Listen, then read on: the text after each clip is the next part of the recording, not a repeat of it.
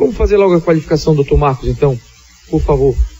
Doutor Marcos, o seu nome completo e a sua profissão. Bom dia a todos. Meu nome é Antônio Marcos Mota Miranda. Sou médico, sou biólogo também e tenho mestrado em doenças tropicais, doutorado em saúde coletiva e sou pesquisador do Instituto Oswaldo Chagas. Estado civil? Sou casado. Nacionalidade? Brasileiro. Data de nascimento? 29/5/61. O seu endereço? Travessa Castelo Branco, 1238, edifício Chamonix, apartamento 1002. O senhor já forneceu o seu telefone aqui para nossa assessoria? O senhor já da outra vez que eu prestei esclarecimento, sim, mas eu posso... Pois não.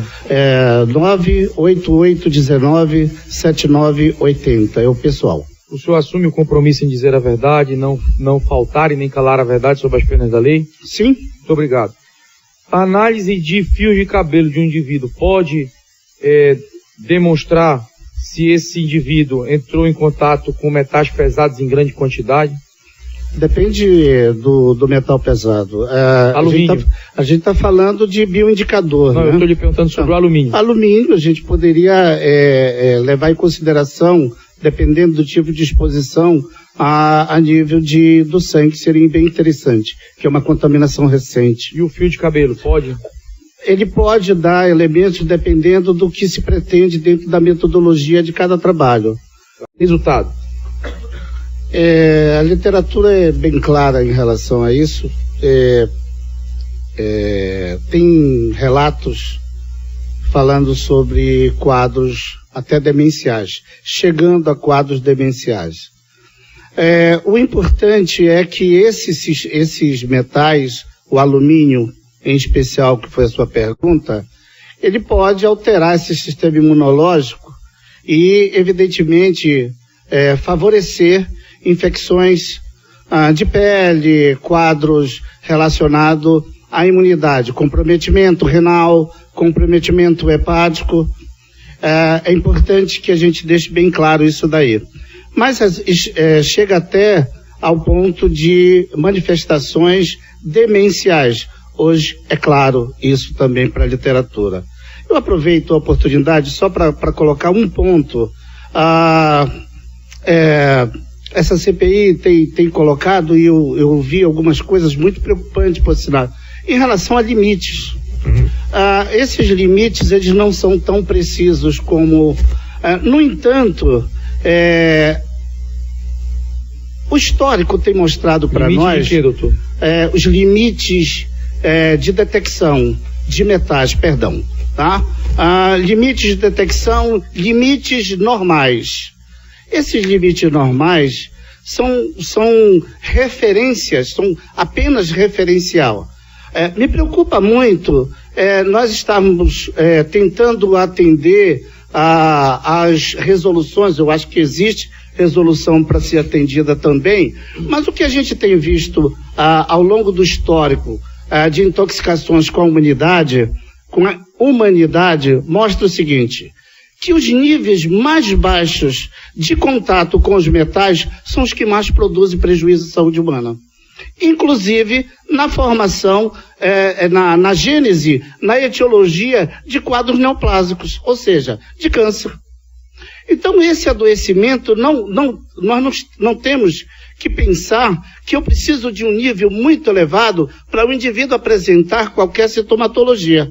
Então esse uso continuado, esta convivência com esses metais, é que levam o indivíduo a realmente adoecer. Nós temos experiências, por exemplo, experiência que eu falo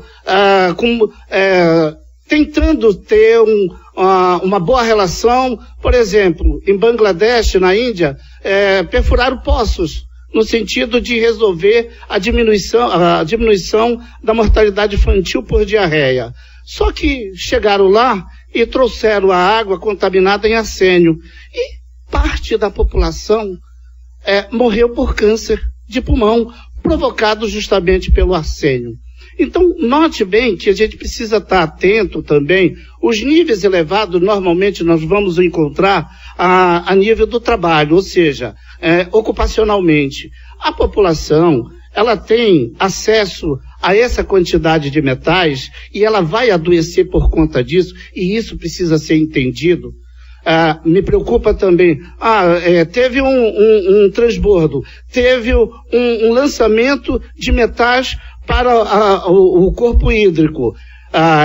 Com certeza, por mais que você tenha feito uma intervenção no sentido de diminuir o pH, diminuir temperatura, alterar a turbidez e tudo mais, e que não conseguiram, o relatório está mostrando isso, houve uma interferência desse ambiente, e isso precisa ser melhor compreendido. Mas o mais importante é que isso chegou à população, e isso nós precisamos medir. O fato é que, historicamente, todos os eventos ocorridos com populações próximos desse empreendimentos, grandes empreendimentos, e que não tiveram o cuidado, não tiveram a sensibilidade de fazer esse monitoramento do ambiente, mas principalmente das pessoas, da população, que precisava fazer desde o início, deveria estar previsto, desde o início, esse monitoramento da população. Hoje nós temos que correr atrás, nós temos que começar a aprender por que essas pessoas estão doentes, por que elas estão adoecidas, por que elas estão apresentando os determinados tipos de problemas de pele, problemas relacionados com o sistema imunitário, pegando infecções muito maiores, e até, quem sabe, nós ainda não identificamos, mas nós temos pacientes, inclusive de lá, frutos de alguns trabalhos, estão chegando ao nosso ambulatório do Instituto Evandro Chagas, e nós estamos investigando. O fato é que qualquer exposição, não espere que nós tenhamos o adoecimento da população com níveis elevados. Gente, os níveis menores são os níveis que mais causam problemas à saúde da população. Quer dizer que mesmo em pouca quantidade, absoluta, o alumínio pode gerar problema renais, neurológico, problema renal, neurológico, principalmente até demencial. Então, pessoas mais suscetíveis, como criança e idoso, podem pronunciar mais rapidamente essas sintomatologias. Mas isso não inviabiliza de que o indivíduo adulto, que ainda está ali na ativa e tudo mais, ele não possa apresentar. Obrigado, isso doutor. Precisa ser monitorado. Lembrar os deputados. Doutor Marcos agora. Doutor Marcos, por favor, a sua opinião sobre a dispensa da análise desses itens nas amostras que a SGW Service encaminhou para o laboratório. Eu lamento, porque é uma informação fundamental do ambiente, e eu diria mais ainda, e esse ambiente interage mais do que nós imaginamos com essa dinâmica populacional, com a população, principalmente quem está lá, quem convive com esses locais, com esses ecossistemas. São aquelas pessoas que moram muito próximo e dependem da qualidade daquela água, e em função daquela qualidade daquela água, ela vai ter o alimento necessário para a sua sobrevivência. Inclusive, muitos desses moradores nos afirmavam que antes eles utilizavam a água para consumo, e ao longo do tempo, eu acho que um dos melhores, dos elementos mais relevantes é o que a população realmente pode oferecer para nós de informação. A partir de um determinado momento, eles mesmos, a população mesmo, percebeu que aquela água estava, não para esse evento em especial, mas ao longo do tempo, a própria população foi começando a perceber que a água não apresentava mais as condições necessárias para que pudesse ser utilizada enquanto consumo. Então, a própria população começa a utilizar de forma alternativa em função da perda dessa qualidade da água. E com isso eu tenho também o desaparecimento de algumas espécies que eram amplamente utilizadas por essa população. E em função disso, pode ocorrer uma migração ou outra de determinadas espécies de peixes, uma sazonalidade, que é um momento que há uma baixa, principalmente na questão reprodutiva, mas enfim, o que ocorre é que o conjunto dessa biota começa a sofrer e começa a procurar outros ambientes menos agressivos. Então eles começam a se afastar dessa população e essa população começa a depender mais de outros elementos, não mais desses recursos naturais. Evidentemente que em função, só para concluir, em função então, o senhor considera que seria relevante esses itens serem analisados? É fundamental a qualidade dessa população. Eu não preciso estudar se tem problema renal, problema hepático. Eu preciso entender esse ambiente e essa relação, essa dinâmica que essa população tem com esse ambiente. Caso contrário, isso é fato. A vizinhança, quando não é boa, contamina o nosso local. Sr. Marcelo. Alô. Não tenha dúvida que o bário ele pode trazer, assim como outros elementos, pode trazer prejuízo à saúde humana. O fato é que existem pessoas que vêm entrando em contato com esses metais e com esses elementos que são, ao longo do tempo, drenados para os igarapés e o próprio Rio Pará. E eu não é fato enfatizar esse evento, mas o que nos parece é que ao longo do tempo, desde a implantação, vem apresentando. Não tenha dúvida que o prejuízo, principalmente do ponto de vista hematológico, ou seja, do ponto de vista do sangue, do ponto de vista do fígado, que é um órgão sentinela.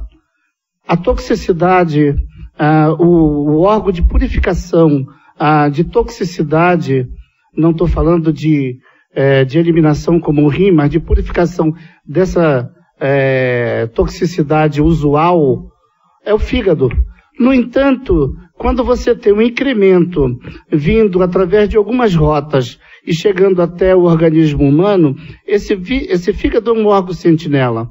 Então, são dois órgãos que nós devemos investigar sempre, em qualquer intoxicação por metal, fígado e rim.